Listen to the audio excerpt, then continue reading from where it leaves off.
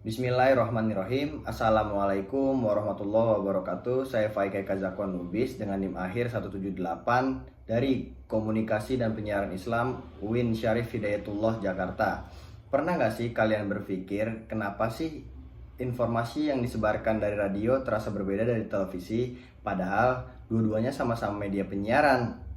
Nah, di video ini kita akan membahas secara singkat tapi informatif tentang jenis dan karakter media penyiaran serta perbedaan utama antara radio dan televisi.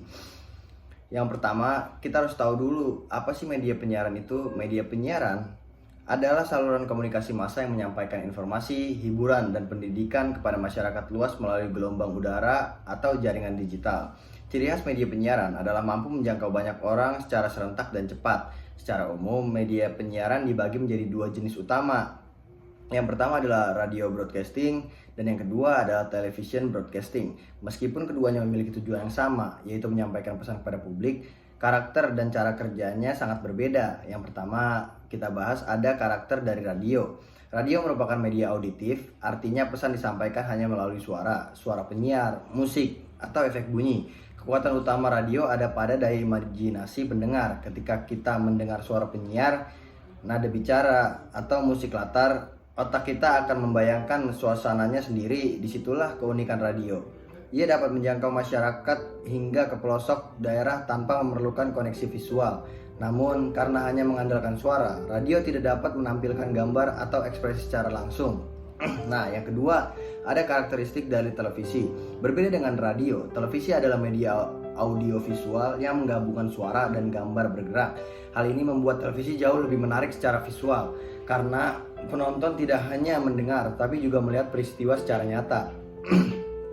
Televisi sangat efektif untuk menyampaikan pesan yang membutuhkan visualisasi seperti berita, iklan, atau program edukatif.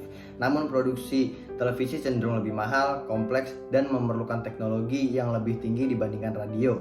Perbandingannya kalau disimpulkan, radio unggul dalam hal kedekatan, kecepatan, dan gaya imajinasi, sedangkan televisi unggul dalam visualisasi dan daya tarik gambar.